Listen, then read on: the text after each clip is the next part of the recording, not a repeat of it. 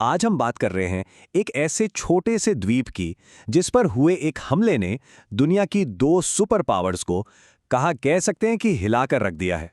सोचिए, एक छोटा सा अनजान सा द्वीप और उस पर एक हमला होता है और उस हमले से एक ग्लोबल सुपर पावर यानी चीन घबरा जाता है। कैसे? हाल ही में अमेरिका ने ईरान के खर्क द्वीप पर एक बड़ा हवाई हमला किया और उसकी गूंज बीजिंग तक सुनाई दी। तो चलिए आज इसी पहेली को सुलझाते हैं। तो चलिए सबसे पहले ये समझते हैं कि आखिर हुआ क्या था। हाँ, तो अमेरिका ने कंफर्म किया कि उन्होंने ईरान के खर्क द्वीप पर जबरदस्त हवाई और मिसाइल हमले किए हैं। और ये कोई छोटा मोटा हमला नहीं था, इसे मिडिल ईस्ट की हाल की हिस्ट्री के सबसे ताकतवर हमलों में से एक माना जा रहा है। अब इस हमले पर पूरी दुनिया ने जो रिएक्ट किया उसे समझने के लिए हमें पहले ये जानना होगा कि आखिर ये छोटा सा द्वीप इतना खास क्यों है। क्या है इसका स्ट्रैटेजिक महत्व?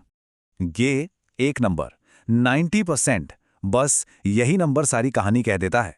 ईरान जितना भी कच्चा तेल एक्सपोर्ट करता है ना, उसका 90%, जी हाँ 90% सिर्फ और सिर्फ इसी एक द्वीप से होकर गुजरता है। और इसी वजह से, इसी जबरदस्त डिपेंडेंसी के कारण इस द्वीप को कहते हैं ईरान के तेल साम्राज्य का धड़कता दिल। लेकिन यही इसकी सबसे बड़ी कमजोरी भी है, इसकी दुखती रग। देखिए, इस द्वीप का एक बहुत ही खास ज्योग्राफिकल सीक्रेट भी है। ईरान का जो बाकी का कोस्टलाइन है, जो तट है, वहाँ पानी उथला है, मतलब शैलो है, लेकिन खर्क द्वीप के चारों ओर गहरा पानी है। और यही वजह है कि बड़े बड़े विशाल तेल सुपर टैंकर सिर्फ यहीं आकर लग सकते हैं। ये इकलौती ऐसी जगह है। मतलब समझिए, ईरान का पूरा ऑयल सप्लाई चेन सिस्टम इसी द्वीप पर आकर टिक जाता है। देश के कोने कोने से तेल पाइपलाइनों के जरिए पहले यहीं लाया जाता है, फिर उसे प्रोसेस करके स्टोर करके सुपर टैंकरों में लोड किया जाता है और फिर दुनिया भर में भेजा जाता है।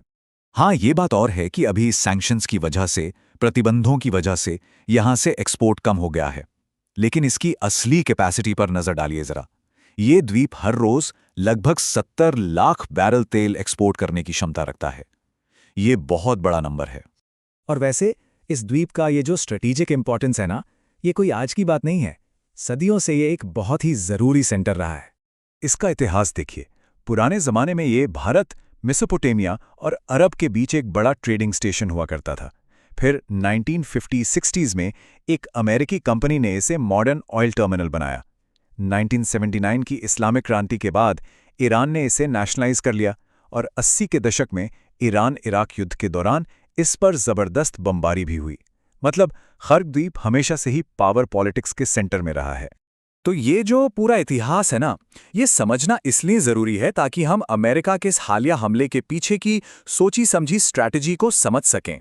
अमेरिका का जो ऑफिशियल स्टेटमेंट आया उसमें साफ साफ कहा गया कि ये एक कैलकुलेटेड सिग्नल था, कोई टोटल इकोनॉमिक अटैक नहीं। तो पॉइंट ये है, अमेरिकी सेना ने बहुत सटीकता से सिर्फ मिलिट्री ठिकानों को, जैसे air defence system, radar, missile launchers को निशाना बनाया। और जो तेल का पूरा इंफ्रास्ट्रक्चर था ना, जैसे oil terminal, storage, loading docks, उसको जानबूझकर छोड़ दिया गया। ये एक तरह से अपनी ताकत का प्रदर्शन था कि देखिए, हम चाहें तो ईरान की अर्थव्यवस्था की कमर तोड़ सकते हैं, पर अभी हम ऐसा कर नहीं रहे हैं। अब इस कैलकुलेटेड अटैक का असर पूरी दुनिया पर महसूस किया गया। और यहीं से हम वापस अपने पहले सवाल पर आते हैं कि आखिर चीन को इतनी चिंता क्यों हुई। जवाब इन नंबर्स में छिपा है। चीन ईरान के तेल का सबसे बड़ा खरीदार है। कितना बड़ा? ईरान के टोटल एक्सपोर्ट का लगभग 80% तेल अकेला चीन खरीदता है। तो जाहिर है, अगर इस सप्लाई में कोई भी रुकावट आती है तो इसका सीधा और सबसे बड़ा असर चीन पर ही पड़ेगा। और इसके जो नतीजे हो सकते हैं वो बहुत बड़े हैं। पहला तो चीन की एनर्जी सिक्योरिटी पर सीधा खतरा है। दूसरा, अगर यह सप्लाई पूरी तरह रुक जाए तो दुनिया भर में तेल की कीमतें $50 प्रति बैरल तक उछल सकती हैं। इतना ही नहीं, तनाव बढ़ा तो हॉर्मूज जलडमरू मध्य से पूरी शिपिंग रुक सकती है। और हाँ, ईरान ने भी धमकी दी है कि वो मिडल ईस्ट में अमेरिका से जुड़े तेल ठिकानों पर हमला कर सकता है। मतलब एक बहुत बड़े क्षेत्रीय संघर्ष का खतरा है। तो खर्क द्वीप पर यह हमला एक साफ और बहुत ही ताकतवर सिग्नल था, एक चेतावनी थी। अब दुनिया यही सोच रही है कि इसका जवाब क्या होगा और क्या अगला निशाना वो होगा जो इस पूरे क्षेत्र में आग लगा देगा।